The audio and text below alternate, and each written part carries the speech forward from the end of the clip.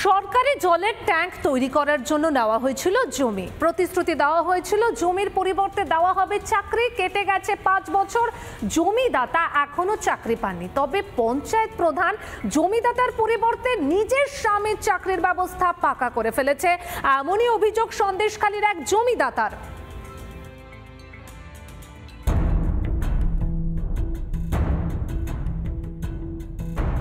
জমিদাতার চাকরি চুরি করল পঞ্চায়েত প্রধানের স্বামী, এমনই অভিযোগে শোরগোল সন্দেশখালীর কালীনগর গ্রাম পঞ্চায়েতের ঘটিহারা এলাকা।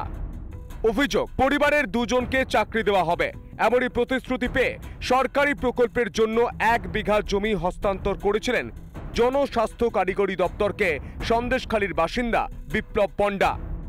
বিপ্লব পণ্ডার অভিযোগ, তাকে চাকরির প্রতিশ্রুতি দিয়ে জল ট্যাঙ্ক নির্মাণের জন্য জমি লিখিয়ে নেয় পঞ্চায়েত প্রধান সুনিতা বর, কিন্তু তার চাকরি হয়নি, চাকরি হয়েছে পঞ্চায়েত প্রধানের স্বামীর।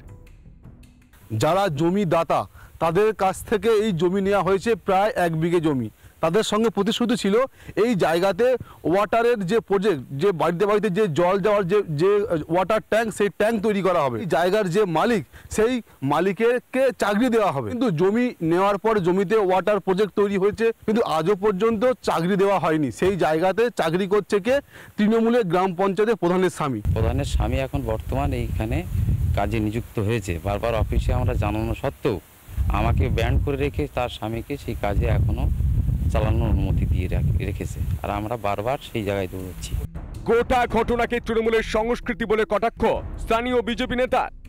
সরকার বলে কি আদৌ কিছু আছে পশ্চিমবঙ্গে? না পুরোটাই তৃণমূলীকরণ হয়ে গিয়েছে। পশ্চিমবঙ্গে তৃণমূল একটা নৈরাজ্যের শাসন কায়েম করেছে। এটা আমি শুনেছি, এবং ওই ছেলেটা কালীনগরে বাড়ি, ও এসেছিল আমার কাছে।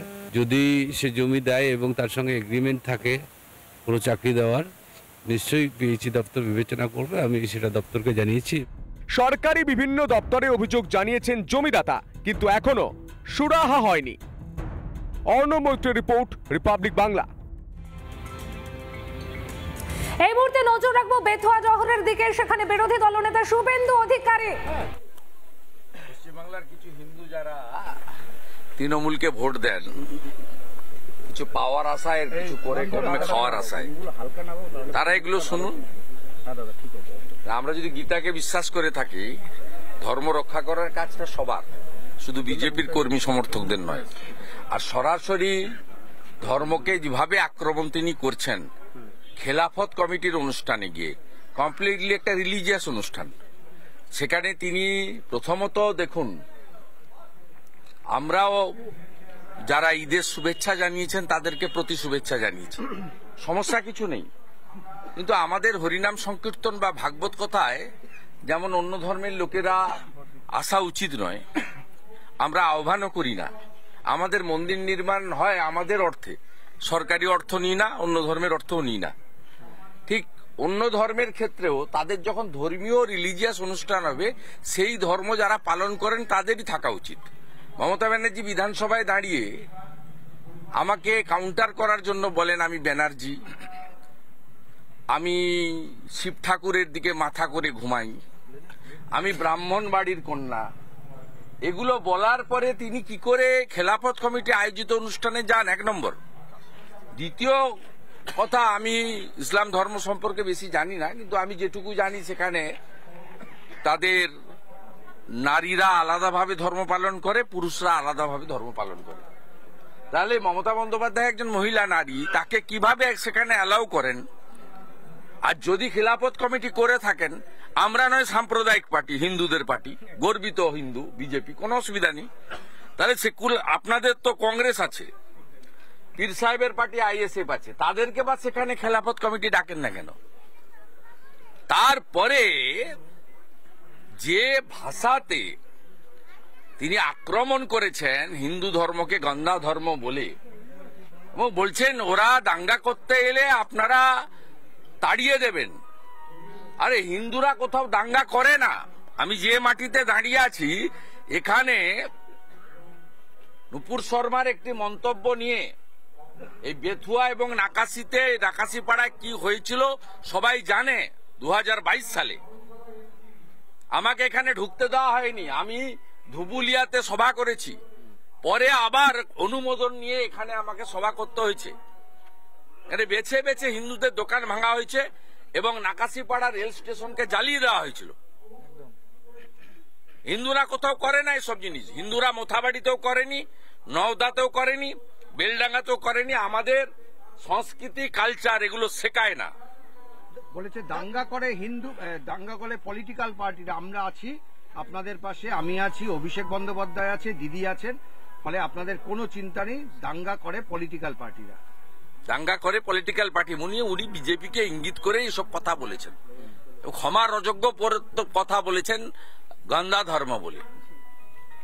হিন্দুরা ঐক্যবদ্ধ হচ্ছে, এই পার্টিটা পশ্চিমবঙ্গে আছে পুলিশের জন্য। পুলিশকে যদি নির্বাচন কমিশন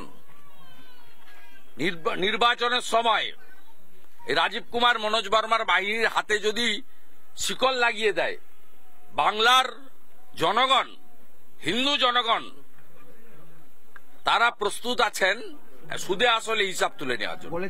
18 থেকে 12 হয়েছে, এরপরে আমরা সময় মতন ঠিক বুঝে নেব। আরে এ কথা অনেকে বলতো, 1984 সালে যখন অটলজি দুজন জিতেছিলেন তখনও অনেকে এসব কথা বলতো। লোকসভা নির্বাচনের পরেও বলেছে, তো শুরু হয়ে গেল, সাফ করে দেব। হরিয়ানায় তার উত্তর পেয়েছেন, মহারাষ্ট্র তার উত্তর পেয়েছেন, 27 বছর পরে দিল্লিতে লোক উত্তর দিয়ে দিয়েছে। সব দম্ভ বেশিক্ষণ চলে না, দম্ভ বেশিক্ষণ চলে না। পশ্চিম বাংলায় 39% হিন্দু বিজেপিকে ভোট দিয়েছে। আমাদের আপিল যে হিন্দুরা ভোট দিতে যান না, হিন্দু ভোট পড়ে গড়ে 65 থেকে 68%, 30 থেকে 32% হিন্দু ভোট দিতে যান না। 10% হিন্দু যদি এর মধ্যে এসে ভোটটা শুধু দিয়ে যান, অন্য রাজ্যে থাকেন, বিদেশে থাকেন, ভোটের সময় বাংলাটাকে বাঁচানোর জন্য, হিন্দুদের বাঁচানোর জন্য, হিন্দুদের দেবদেবী মন্দির বাঁচানোর জন্য, মোথাবাড়ির মতো ঘটনা আর যাতে না হয়, তাহলে উল্টে যাবে, আর কাউকে লাগবে না। আপনার এবং প্রধানমন্ত্রীর ছবি দিয়ে রামনবমীর পোস্টার হচ্ছে, তাহলে কি বাকি নেতাদের কোনো গুরুত্ব নেই আপনাদের? ওটা রাজনৈতিক পোস্টার নয়। আমি যে মন্দিরের আমি অনেক মন্দিরের সভাপতি, সংখ্যানন্দ মন্দিরের সভাপতি, মন্দিরের তহবিল থেকে আমরা ব্যানার বানিয়েছি। নানা ধরনের কন্টেন্ট দেখার জন্য লাইক করুন, শেয়ার করুন আমাদের ফেসবুক পেজ, সাবস্ক্রাইব করুন আমাদের ইউটিউব চ্যানেল। পাশাপাশি অন্যান্য ব্রেকিং নিউজের জন্য অবশ্যই চোখ রাখুন রিপাবলিক বাংলায়।